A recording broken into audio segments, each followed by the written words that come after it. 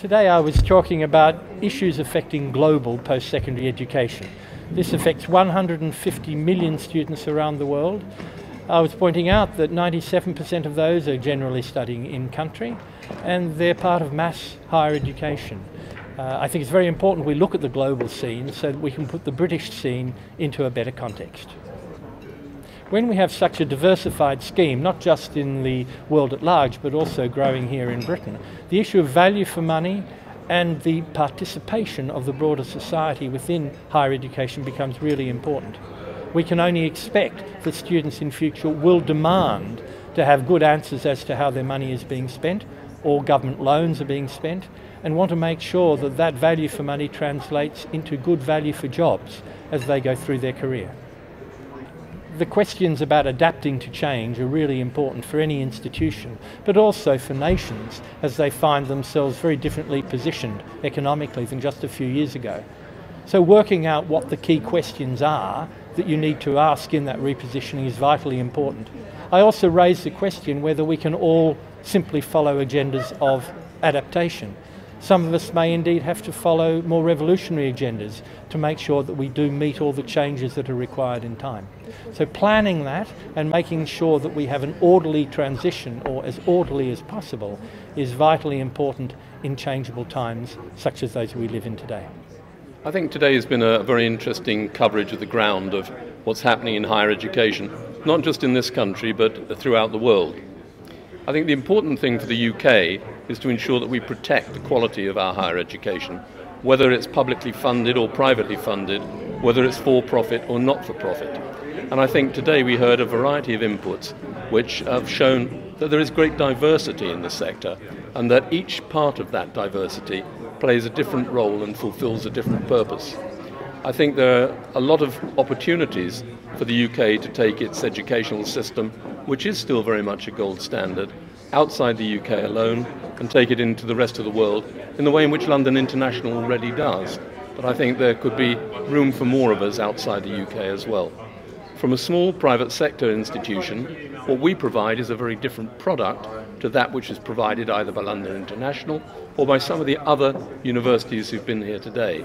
But each is equally valuable in the marketplace in which it operates. And I think that what we need to do is to cherish, celebrate, sustain that diversity. I have to say it's really exciting, to come to such high-profile conference organized by Observatory for Borderless Higher Education, because the whole topic today is talking about how the whole education sector in the UK will be able to survive and probably try to make the best of the opportunity during a time of great uncertainty.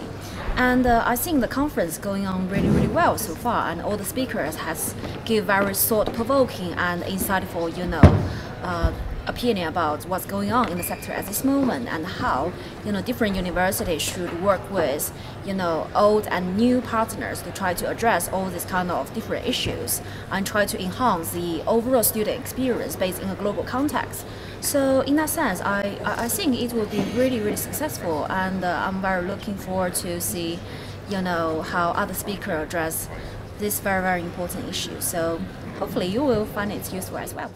I think the most interesting thing from my point of view is the impact of digitalisation and the way in which students want to learn different ages and so on, and the knock-on effect of that on the skills that are needed of teachers and managers in universities, leaders and managers in universities. So I think that's my main takeaway from today, and I say that because I'm seconded to the Leadership Foundation and responsible, as you may have heard, for the top management programme in universities. So we have an interest in what skills are needed from managers.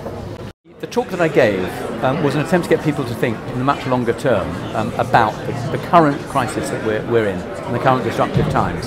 I think what I argued was that one of the ways in which disruptive times can most disrupt us is that they make us obsessed with the present.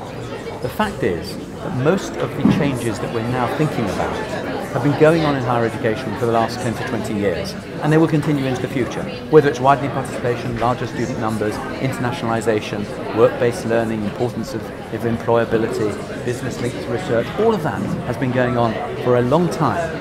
The difference now is that we have a change to the fee structure, and that is obviously going to create risk and challenges to universities. But what we in universities have to do is remind ourselves of the fact that we've been going through a long period of change already. It will continue into the future, and the changes have mostly been very worthwhile changes. We get so obsessed with the immediate problems that we stop thinking about that. We will, in 5 to 10 years' time, have a higher education system that is not fit for purpose, and a university system that doesn't deliver the goods that we believe universities are for the economy, for society, for people's lives.